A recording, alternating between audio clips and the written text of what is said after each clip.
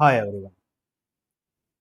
आज के समय में इन दीज एरा में हम किसी भी बात का, किसी भी क्वेश्चन का आंसर खोजना होता है तो हम सीधा साइंस के पास जाते हैं और सोचते हैं कि हमारे हर क्वेश्चन के जवाब वहां से मिल जाए। लेकिन कभी सोचा है साइंस में आखिर हम करते क्या है?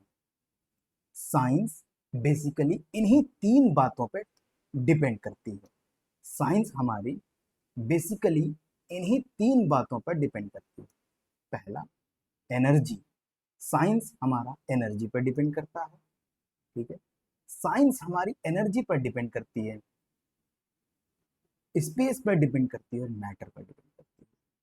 पूरी की पूरी साइंस में या तो हम एनर्जी खोज रहे होते हैं, या स्पेस की स्टडी कर रहे होते हैं, या मैटर की स्टडी कर रहे होते हैं, या फिर एनर्जी से मैटर और मैटर से एनर्जी कन्वर्ट कर रहे होते हैं। ठीक है, अब आज के हम इस लेक्चर सीरीज में जानेंगे क्या कि मैटर क्या होता है। Content of this lecture is क्या है? What is matter and state of matter, change in state of matter. और change in state of matter जब हुआ तो किस प्रोसेस के थ्रू हुआ? Fusion, solidification and there are given in 6 process. One more process, evaporation. इसमें भी state change हुआ, लिक्विड से वेपर में गया। लेकिन ये प्रोसेस इन 6 प्रोसेस से कुछ अलग है।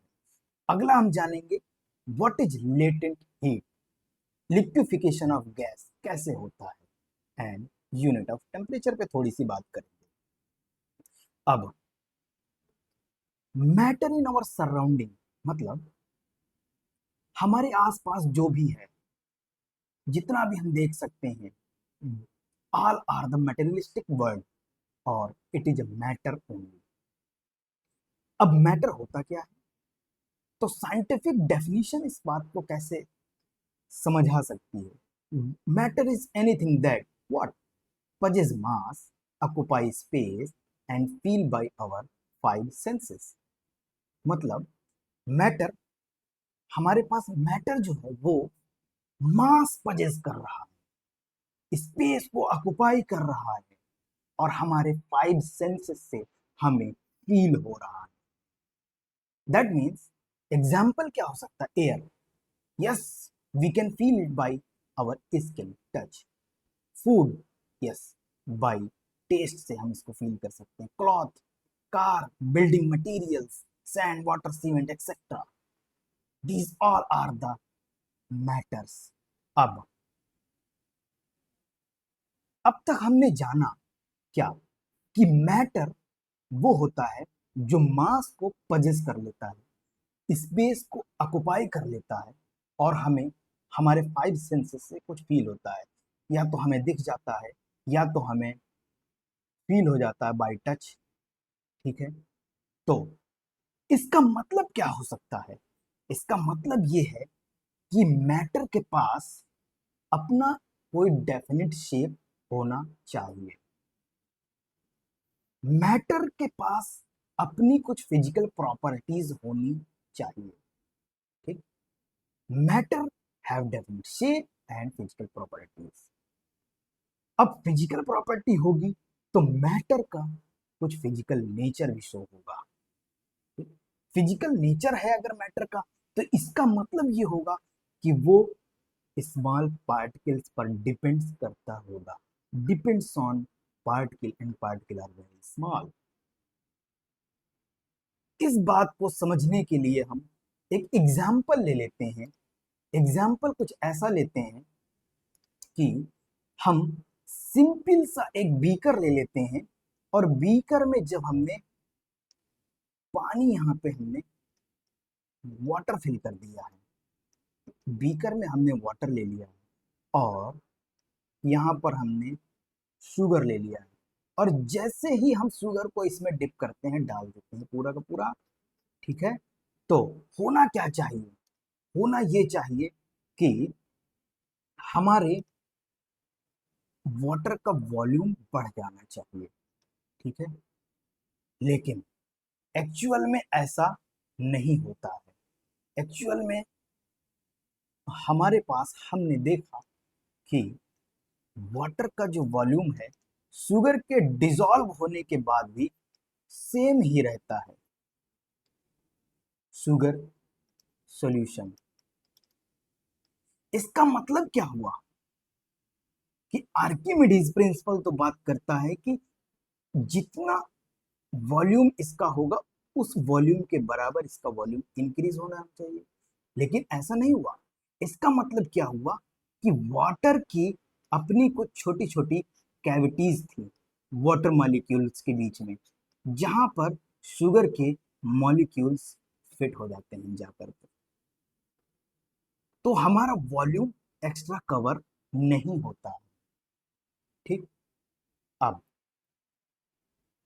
अब तक हमने जान लिया कि मैटर मास पजेस करता है, स्पेस ऑक्युपाई करता है, हमारे 5 सेंसेस से हमको फील भी होता है, और अगर ये इतनी प्रॉपर्टीज को रखता है तो इसके पास अपना फिजिकल नेचर होना चाहिए, डेफिनेट शेप होना चाहिए। फिजिकल नेचर है तो ये छोटे छोटे पार्टिकल से मिल करके बनता है। अब हम और डीप अंडरस्टैंडिंग में जाते हैं तो हम समझने की कोशिश करते हैं what is characteristics of particle. Particle की कैरेक्टरिस्टिक्स क्या है? पार्टिकल की मेनली 3 कैरेक्टरिस्टिक्स होती हैं, जैसे particle have space between them, particles के बीच में स्पेस होता है। Particle are continuously moving, particle continuous move कर रहे होते हैं। Particle attract each other. अब इन 3 बातों को हम डिटेल में समझने की कोशिश करते हैं। चलो, particle have space between them, जैसे कि हनीकॉम्ब, हनीकॉम्ब का स्ट्रक्चर आपने देखा होगा, कुछ ऐसा बनता है। ठीक है, कुछ ऐसा बन जाता है। ठीक है, कुछ ऐसा हनीकॉम्ब का स्ट्रक्चर, हनीकॉम्ब का स्ट्रक्चर कुछ ऐसा बनता है। ठीक है, इसका मतलब क्या हुआ?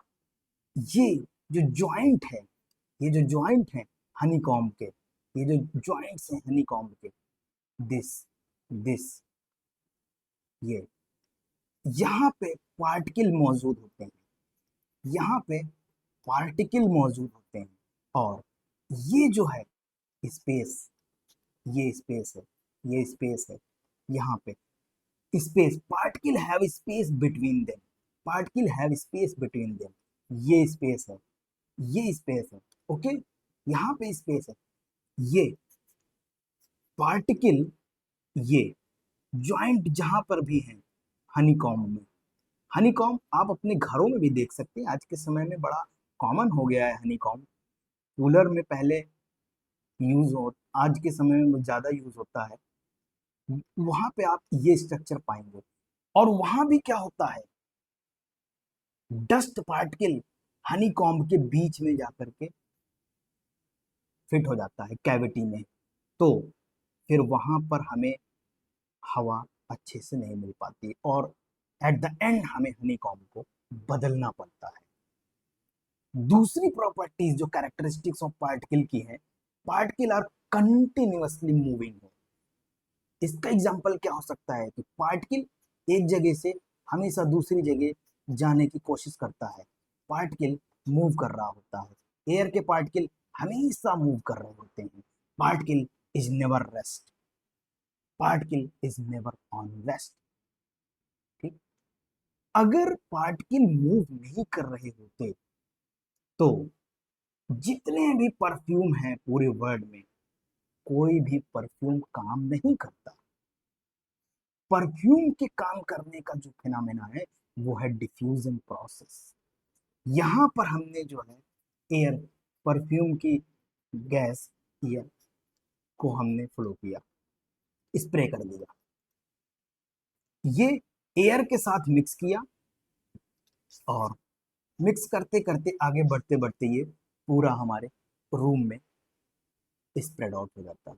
ठीक, आगे बढ़ते हैं। Particle attract each other. इसका मतलब ये हुआ कि जो पार्टिकल हैं वो एक दूसरे को अट्रैक्ट करते हैं, पार्टिकल हैं वो एक दूसरे को अट्रैक्ट करते हैं। यहां पे क्या लगता है, फोर्स ऑफ अट्रैक्शन। ठीक, जितना ज्यादा फोर्स ऑफ अट्रैक्शन होगा उतना ही दो पार्टिकल के बीच में स्पेस कम होगा। जैसे एग्जांपल ले लेते हैं चौक का, चौक के बीच में पार्टिकल के बीच में स्पेस कुछ ज्यादा है, रबर है स्पेस थोड़ा कम है, और आयरन है इसके बीच में स्पेस और कम है। ठीक, इसलिए आयरन की रॉड है वो ज्यादा स्ट्रॉन्ग है, इसके बीच में फोर्स ऑफ अट्रैक्शन ज्यादा लग रहा है। ठीक, दूसरा एग्जांपल हम क्या लेते हैं कि अगर हम अपने हाथ को, हैंड को एयर में मूव करते हैं तो एयर के पार्टिकल बहुत दूर दूर होते हैं, इनके बीच में फोर्स ऑफ अट्रैक्शन बहुत कम लगता है, लीस्ट फोर्स ऑफ अट्रैक्शन लगता है।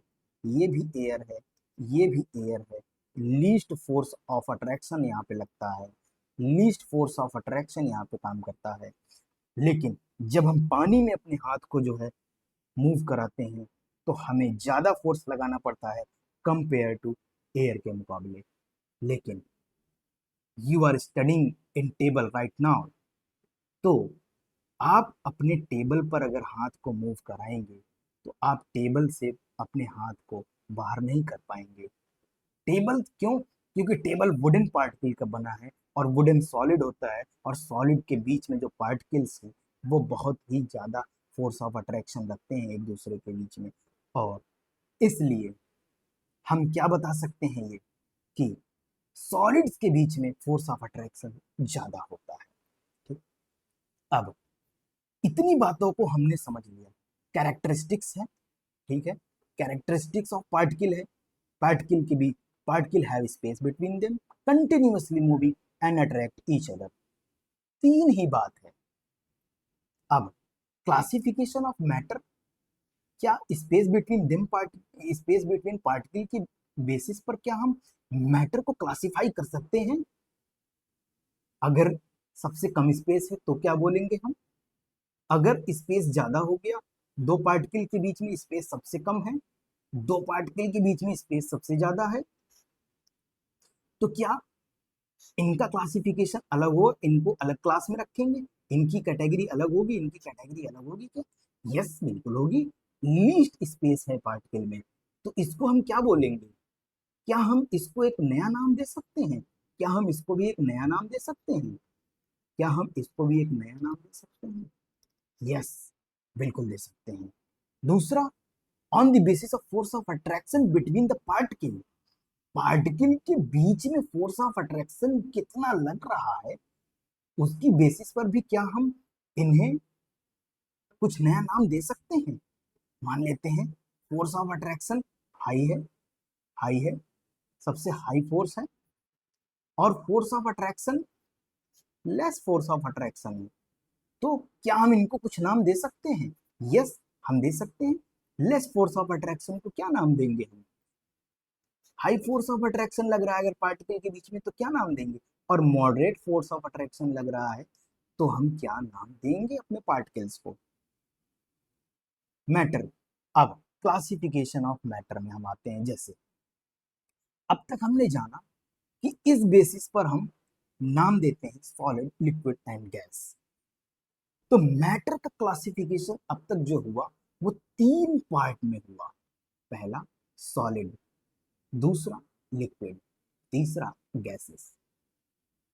सॉलिड्स है तो कुछ उसकी प्रॉपर्टीज होंगी जिसकी बेसिस पर हम उसको बोल रहे हैं कि सॉलिड। दो प्रॉपर्टीज तो हमने पहले डिस्कस कर ली, अगर स्पेस कम है उनके पार्टिकल्स के बीच में तो सॉलिड है, और अगर फोर्स ऑफ अट्रैक्शन ज्यादा है तो वो सॉलिड है। ठीक, यहाँ पे फिक्स फोर्स ऑफ अट्रैक्शन है। ठीक है, यहाँ पे क्या हुआ, फोर्स ऑफ अट्रैक्शन जो है ये देखो, फिक फिक्स शेप हो जाएगा, फिक्स वॉल्यूम हो जाएगा, high force of attraction high है यहाँ पे, लीस्ट स्पेस बिटवीन पार्टिकल है। तो इस इसको हमने क्या बोला, ये सॉलिड हो जाएगा। वहीं पे क्या है, वॉल्यूम तो फिक्स है लेकिन शेप फिक्स नहीं है।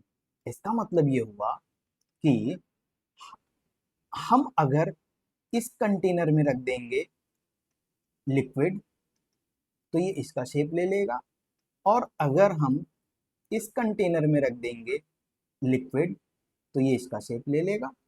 Yes, shape is not fix.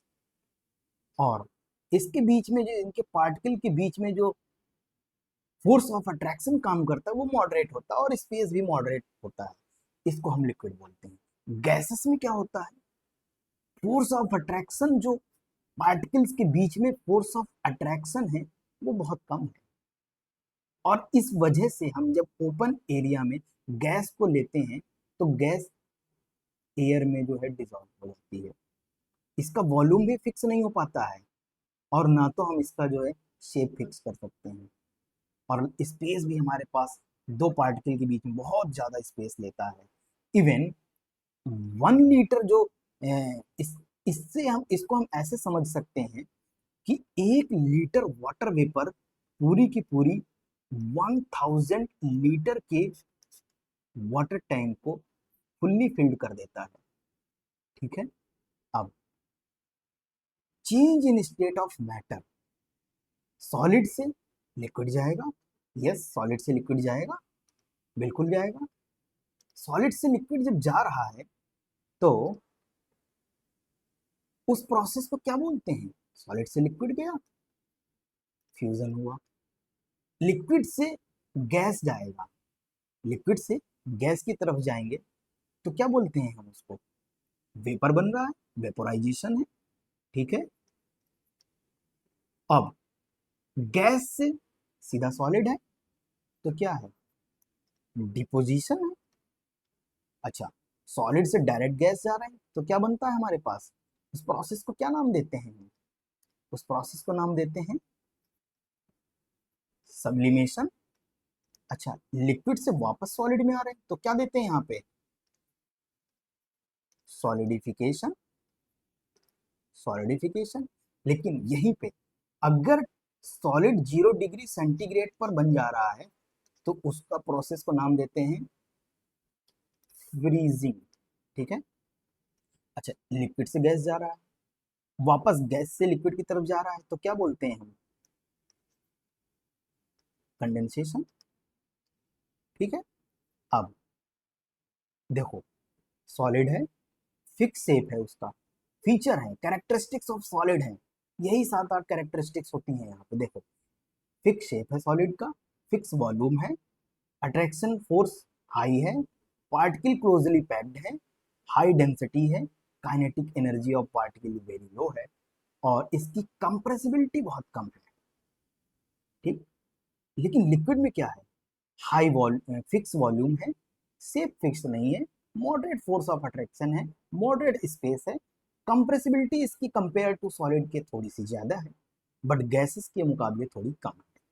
ठीक। काइनेटिक एनर्जी सॉलिड से थोड़ी सी ज्यादा है लेकिन गैस के मुकाबले कम है। ठीक है।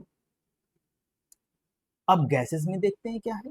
गैसेस में जो है हमारे पास, ठीक है, गैसेस में लेस फोर्स ऑफ अट्रैक्शन है बिटवीन द पार्टिकल है, वॉल्यूम एंड शेप जो है फिक्स नहीं है, स्पेस बिटवीन पार्टिकल लार्ज है, डेंसिटी इसकी सबसे कम है, काइनेटिक एनर्जी इसकी सबसे ज्यादा है, high kinetic energy of gases है, और कंप्रेसिबिलिटी भी हाई है। ठीक है। अब काइनेटिक एनर्जी ऑफ गैसेस की हाई है, तो काइनेटिक एनर्जी ऑफ गैसेस पे एक पूरा का पूरा चैप्टर है बेटा, kinetic energy of gases, KTG, kinetic energy of gases का पूरा पूरा चैप्टर है, ये पूरा का पूरा ब्रांच है। यहाँ से एक साइंस की नई ब्रांच निकल आती है सिर्फ इस बात की स्टडी पे कि गैसेस की काइनेटिक एनर्जी इतनी ज्यादा है। ठीक। और सॉलिड सॉलिड की डेंसिटी इतनी हाई डेंसिटी है कि यहाँ से पूरी की पूरी एक ब्रांच सॉलिड फिजिक्स की निकल आती है, सॉलिड स्टेट फिजिक्स। ठीक है। इसके बाद हम आगे बढ़ते हैं क्या,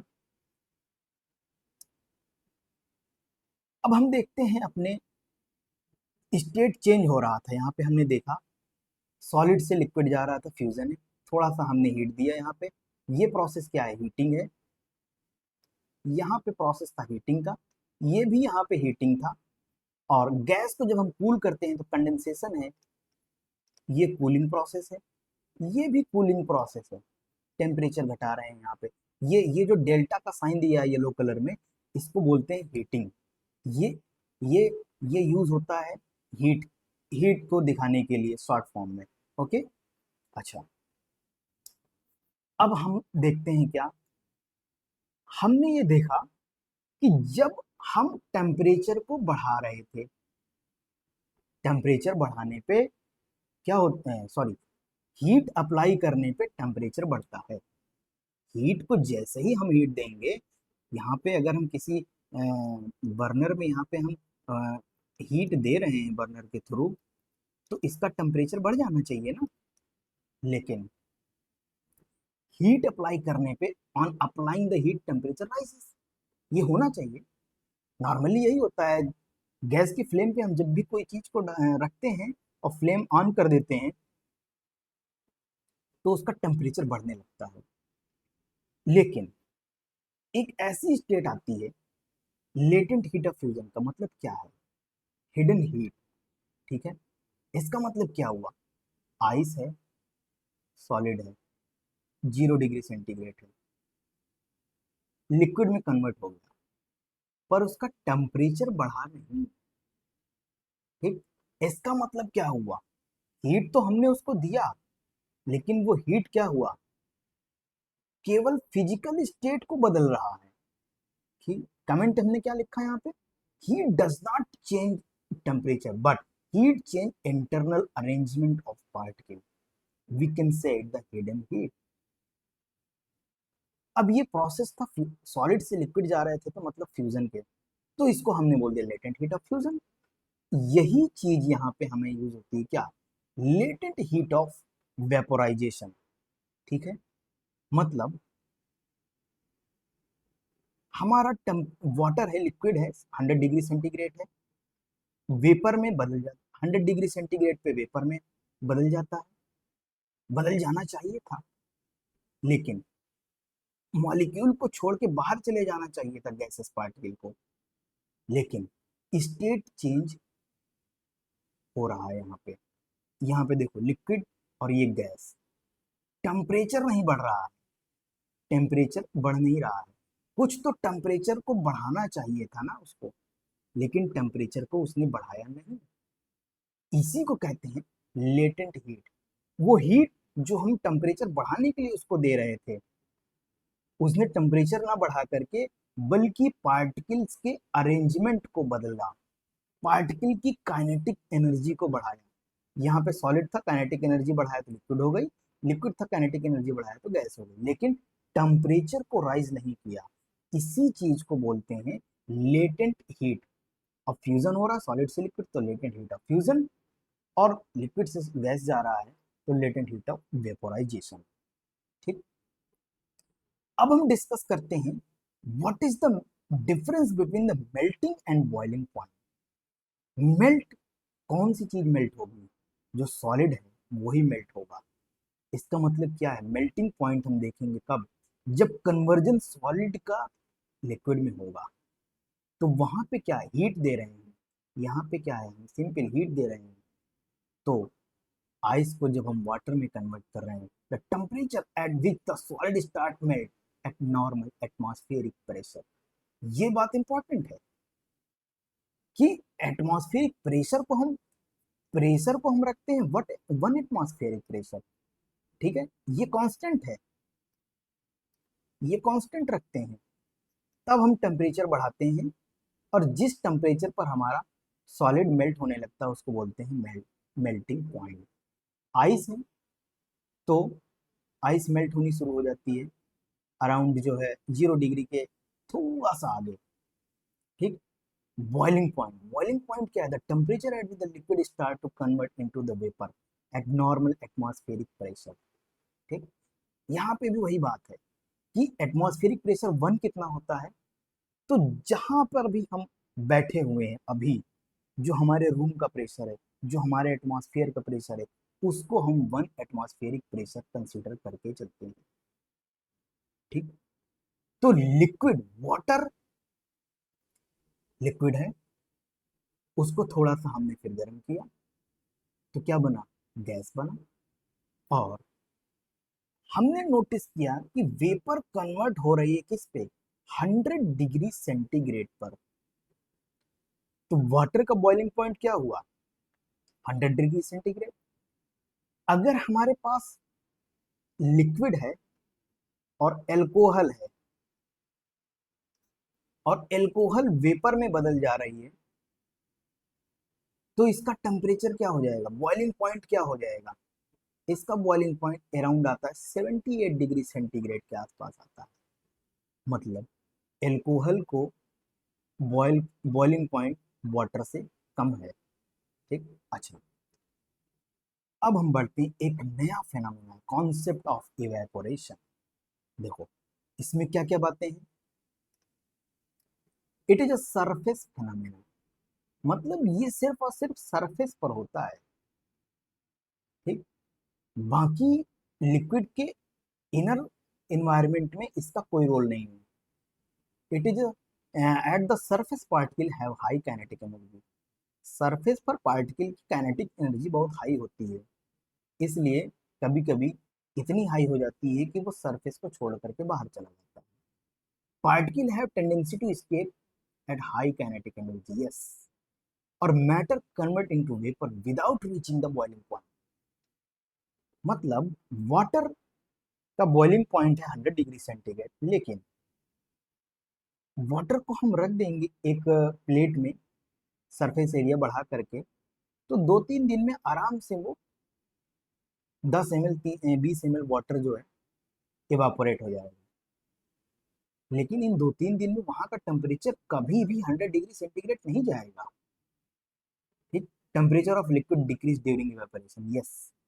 ये बात हमें बताती है कि जब भी आप ऐसे इन्वायरमेंट में फंस जाओ जहां पे ह्यूमिडिटी ज्यादा है, गर्मी ज्यादा है, और आपके पास फ्रिज अवेलेबल नहीं है, तो आप क्या करो, एक कंटेनर ले लो, उसका सरफेस एरिया ज्यादा होना चाहिए, उसमें पीने का पानी भर भर दो, और उसको खुला छोड़ दो सुबह से शाम तक। थोड़ी थोड़ी उसमें हवा लगती रहेगी, और उसका टेम्परेचर, अगर मेटल के पॉट में रखा हुआ है और रात का समय है, तो वो पानी बेहतरीन ठंडा हो जाएगा। Yes, it is an experiment, I did it. Example क्या है? Alcohol evaporate at RT. RT मतलब होता है रूम टेम्परेचर पर। रूम टेम्परेचर पर एल्कोहल को हमने खुले पॉट में रख दिया, वो इवापोरेट हो जाएगी। कॉटन की कोई रुमाल हमारे पास है, जिसको कि हम आराम से धुल करके रख देते हैं, तो आधे घंटे में आराम से वो ड्राई हो जाती है। इसका मतलब क्या? उसका जो वाटर पार्टिकल था इवापोरेट हो गया। बारिश के बाद हम देखते हैं क्या, सड़क जो है थोड़ी देर के बाद वो एकदम ड्राई दिखती है। इसका मतलब क्या हुआ? वहां का जो पानी था वो इवेपोरेट हो गया, बिना सड़क को 100 डिग्री गर्म किए। ठीक। अगला वाला।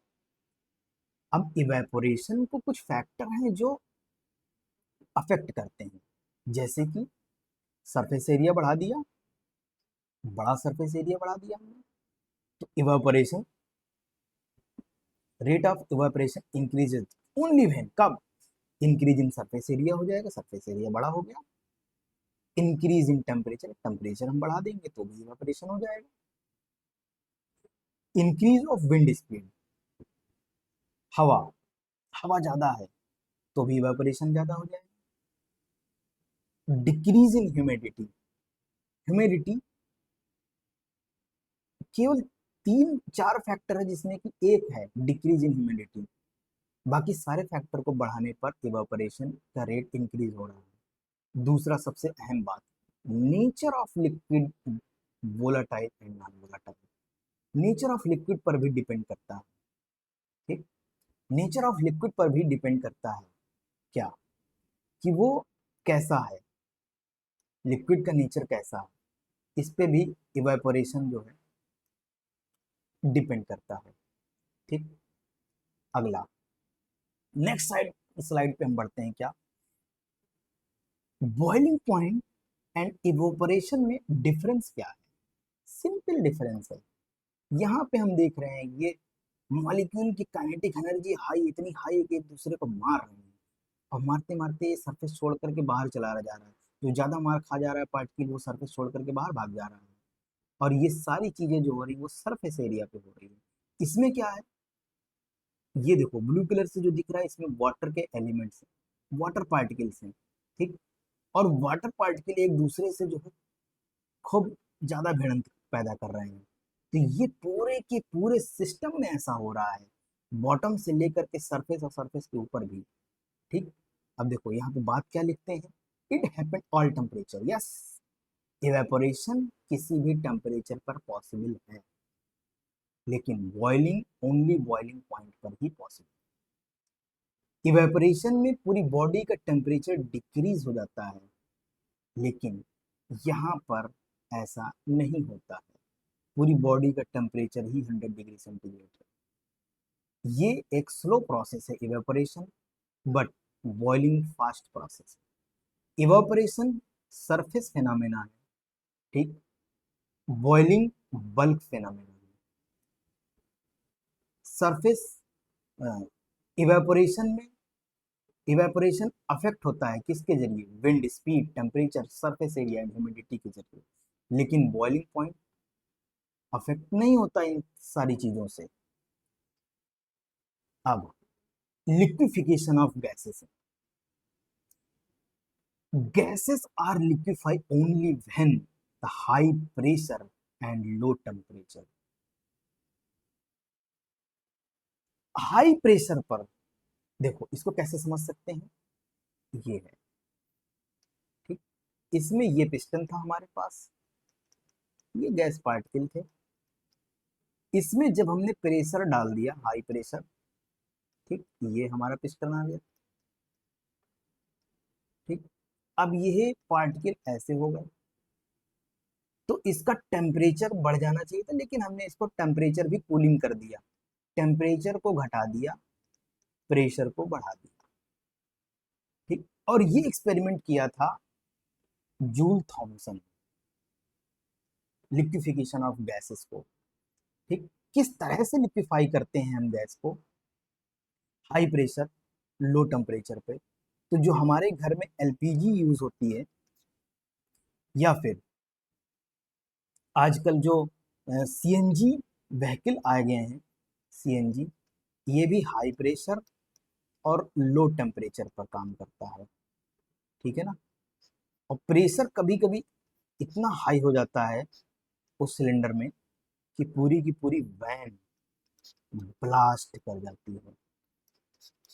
प्रेशर प्रेशर को छोटा मत समझो, प्रेशर इज वेरी वेरी जो है,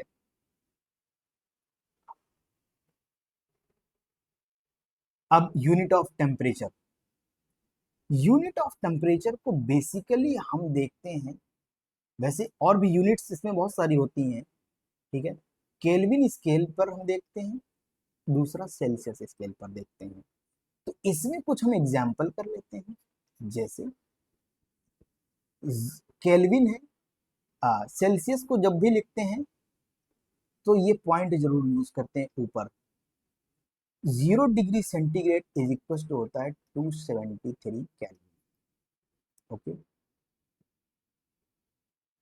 और 100 degree centigrade is equal to क्या हो जाएगा, 100 plus 273 is equal to 373 calorie. Room temperature जो होता है अराउंड 27 डिग्री सेंटीग्रेड होता है। ठीक, तो ये कितना हो जाएगा, 27 degree centigrade plus 273 is equal to कितना हो जाएगा, 300 कैलोरी।